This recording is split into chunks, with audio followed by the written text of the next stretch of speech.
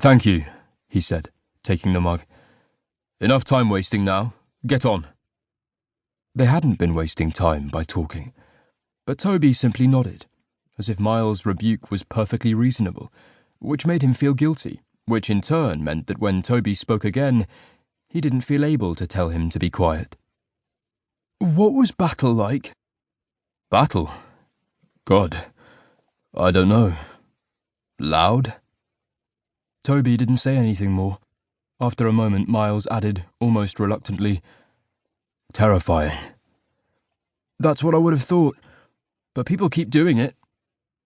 Miles dumped another box of rubbish into the sack he was filling.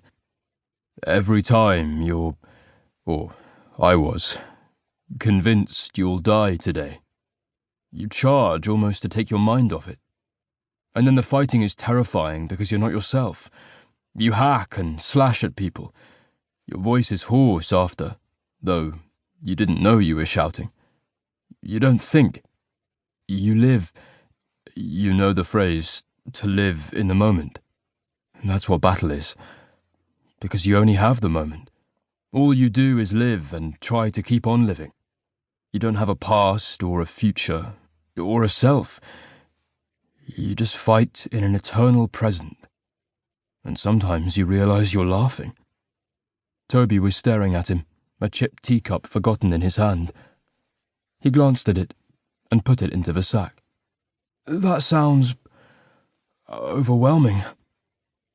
"Yes, the smell, the noise, it does overwhelm. I was given medals for things I don't fully remember doing." "For 5 years? That sounds like..." "Like what?" "A sentence." "Well, it came to a full stop," Miles said. "No, it wasn't that bad. For a start, there were worse things than the battles, things that lasted a lot longer." "Like what?" "Oh, the heat, and the flies, the scrambling for food, and the gut rot when whatever wretched scrap of meat turned out poisonous. The dust. I seem fated to be covered in dust." "How is that not that bad? It sounds terrible." Miles shrugged. "There were a lot of good parts. I made true friends. I came to understand things I hadn't before. I'd like to say I grew up, at long last. Certainly I learned a great deal." "What sort of things?" "Spanish," Miles said, which had very much not been the important thing. "And a number of practical skills, living off the land, repairing machinery and clothing." "Are you planning to repair this place?" Miles rolled his aching shoulders. "That would take a lot of money, or a lot of time. I suppose I have the second of those, at least." "Would you, though? If you could?" "Christ, I don't know. It's my family home. I'm the 13th Earl, unlucky for some, and we've always lived here. But..." He looked around, remembering this room when it hadn't been cluttered.